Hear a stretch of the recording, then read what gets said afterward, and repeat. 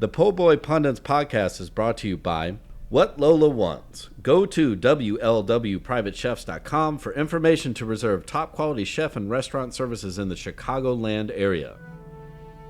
Pulpery Media presents Po' Boy Pundits with your hosts, Brock and Ben. This is where we discuss the political headlines that grab our attention and all those little jerks that infuriate So something that I us. had not thought about, and I read that article, and I sent it to you, was centrist Democrats are like, fuck it, we're out. Yeah. So now it's like far left, far right. Like we're losing the middle, I'm not even going to call it, middle third. We're losing the middle third of the pitch here. Yeah, but I mean, in theory, I mean, like, I get why, because it's now happening with Democrats. That was happening with Republicans during Trump's first term. I remember, like, Jeff Flake backed out because he was like, I'm not going to get reelected. And then they flooded it with MAGA. Yeah. And so... I guess that's my concern with these Democrats. Well, honestly, I mean, if these people are doing the right thing, they're not leaving in a toss-up district. Okay. They shouldn't be. No, I get it. Yeah. They're probably in comfortable blue districts. If I had to guess. I didn't look. It just made me sick going. Or if it's a senator that they have a Democrat governor, or they try, right, and it might be too after we saw a couple of those special elections. Yeah. They're kind of banking on that. We made up space in Florida, flipped a district that had been red for hundreds of years, it seems but that was like a state house. But it was still. But that, I mean, at least it was strong enough that Trump removed Stefanik's name from nomination so she could stay in her district. So, I mean, could go either way. That's but like the chess of all of that. Yeah, it's on one hand it's interesting, on the other hand it's infuriating. It's gross. It's, Exactly. Yeah, it's icky. Oh, it's super gross. And but at the I can't justify it because it's that whole thing of the basic idea, which is that people should be able to pick who they want, but then I mean, wasn't that the right thing about Kamala didn't even she wasn't elected to run or. Yeah, but she was on the ballot as the vice I presidential know, candidate in the primaries. But no, I mean, trying to make the point I was gonna point out. I mean, like personally, like in the gerrymandering in Louisiana, I'm in fucking Steve Scalise's district. I live in New Orleans proper. Yep. But I can't even vote for Troy Carter. Nope. Because now, like, I have been removed from the city. Yeah, from his district. Correct. And I'm now part of Metairie. Like, gross. And it's like you took my, like, the guy that I voted for, Troy Carter, and going back to Cedric. Yeah, exactly. That beautiful bastard. But yeah, it's like those were people I voted for. Now you've taken that away. Correct. And I have a weak candidate who does not get funding because you're in a dominant Republican-controlled district. Look at Mike Johnson's district. Yeah. It's like a sliver, and then it takes up like all not cities. Yeah, which is and that's even in Louisiana where we have jungle primaries but in some of these districts it doesn't fucking matter because it's like one dude is always going to win. Which is why people don't go out and vote. Yeah. Totally And the local. Yeah. And I mean, I wish I could say solve it, which is, I mean, it'd just be easier if we just equally split everything up, but people got to carve out everything. But even then, I don't know how you would do it, and I'm not going to get on that now. Because you can't have a federally mandated map drawn up. I can't believe we got into gerrymandering. I didn't mean to get it, but I meant that as like, I mean, like this illusion that we have have this all these choices, right? It's always a binary, and it's like, in most states it's a binary. That these people have our best interests, what we want. Well, as we were talking about leading into this, no. Right. They're in it for personal gain. I hope. Which is, if we had, and this should not, and I agree. I mean, Democrats do it the same way. Yeah. Yeah. This should not be a partisan issue. This should be, I mean, again, the constituents should be, along with, voicing your displeasure with whatever's going on currently, it's like there should be a people's movement. I mean, hell, let's call conventions and let's make it a federal law through the old style, and that people in Congress cannot trade in the market at all. Easy. Done.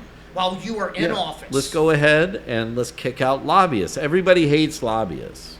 Yeah, Both except sides. the people getting the money. Right.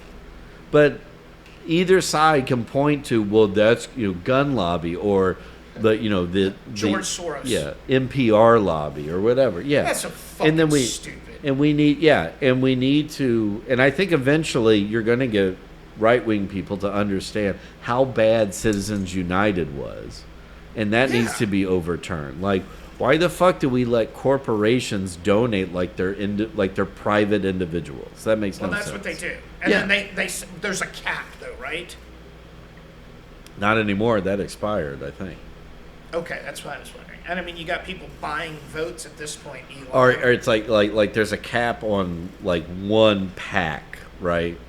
So they can do X amount to this group, but then they can do the same amount to all these other groups. So you just spread it around. Yeah. And if you're secretly on the board of all those political action committees, they all do what you fucking say. That's why the Koch brothers are the Koch brothers. Yeah, exactly. Here's a check to all of you. Now go do my bidding. Right. Yeah. Yeah. Mission accomplished. Mission accomplished, motherfucker. See, and none of that's gonna, just like term limits, none of that will ever change. Ever at this point. No, I mean not at the current, but that's where I keep coming back to Rand Paul giving the United States a history lesson, and like what it takes.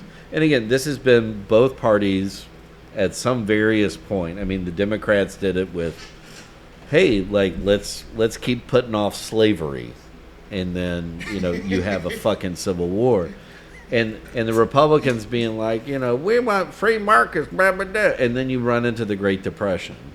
Well, yeah. And as Rand Paul said, like it's like when in one election, the Republicans went from having at least soft majorities to they were like down to 25%. Because all it took the Democrats in following FDR's lead is like, you put us in office, we will help. We won't do tariffs. We will help. Again, not tariffs. Tariffs. Yeah. We're not going to take over Greenland. No. There's too many people out there who are blind in the cold. I don't think that will happen. And there are too many people who just are exhausted and don't give a fuck.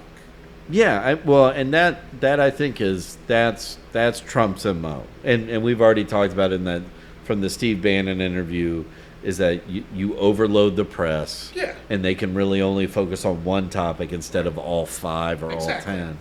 And then you look at it from American voter standpoint of like, again, Democrat or Republican, like you're let down year after year after year. Every single time. I mean, who was it? I saw. I always mispronounce his name. I always want to say Ta-Nehisi Coates.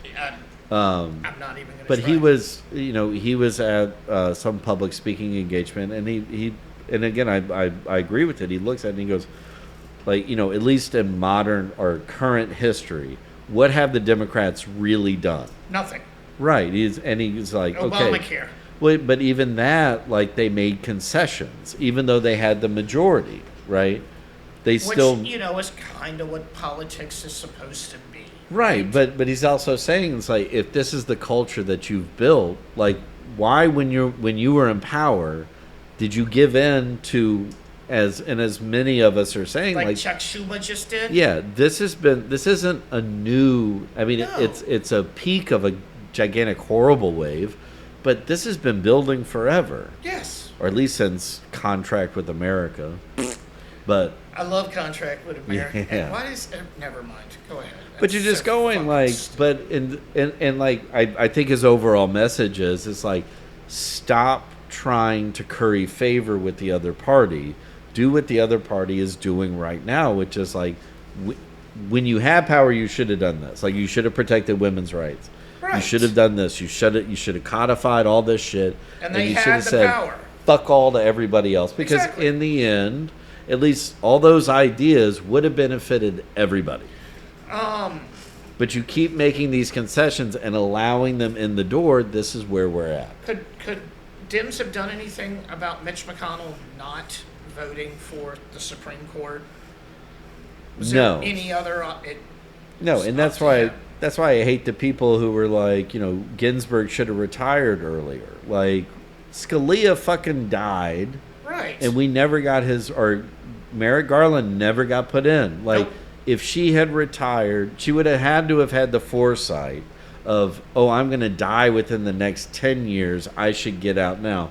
No Supreme Court justice has ever, I mean, they've retired, but they've never retired, like, because I think in 8 years, Yeah, no. They're a just turtle man's going to fuck everything like over. this summer. Clarence Thomas is just gonna be like, I'm out. Right, because They have to do it this summer because if they wait, I guess they could do it next summer. But if they wait too long, then they're pushing the Senate could flip. Yeah. Exactly. And even then, he might stay in because they might need him to stay in to overturn a bunch of shit while Trump's still in office. Right, because he's already in the back pocket. Yeah, because, again, like we said, like, Comey Barrett kind of goes this way and that. You know what? And I'll give it up to that just hands-made tail chick. Like, I'm fine with wild cards, like, because that's at least, Roberts used to be that way. Right. So, like, that's fine, but it's the stalwarts of, like the whole, I'll even get it. I mean, like, fucking fucking pausing. Yeah. Elena Kagan voted for the sport, or voted with the sports betting thing, and you're going like, what? Yeah, you're right. She was the one liberal justice to that went, be in the affirmative. Yeah. Time's a flat circle. Yeah. Or it's, I hope I'm alive to see. We're in fucking Neverland. Yeah, I want to. This has happened before, and will I happen again. I hope I'm alive on the other end.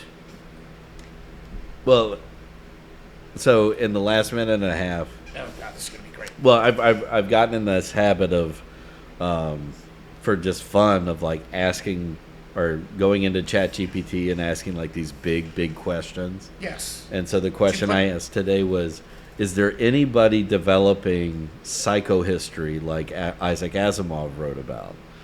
And it was like this list of like there's a sociologist, an anthropologist, and a couple of historians that are trying to apply mathematical algorithms to past historical events to then be able to predict it mathematically. Again, right. And same, and like in ChatGPT's, what combs through the internet and coalesces everything, and what it's saying is that like it can be done in the wide angle. Like you can't ever say, oh, this individual person's going to do this. Oh, right, but you could say. But that's what Isaac Asimov said. Like you can dictate what societies are going to do, not what individual people can do, and then it's always the individual. Is the outlier, and that's the one that tips it one way or another. But there are people like they're cult of personalities. Yeah, but there are people out there trying to figure out sabermetrics of humanity. The following segment has been brought to you by Whatever Lola Wants. Go to WLWPrivateChefs.com for information to reserve top quality chef and restaurant services in the Chicagoland area. The Po' Boy Podcast is a production of Pulpery Media, produced and edited by Ben Grimion, marketing by Brock Ryder, graphic design by Beck Ryder and Ben Grimion, music by the Heisenberg Compensators.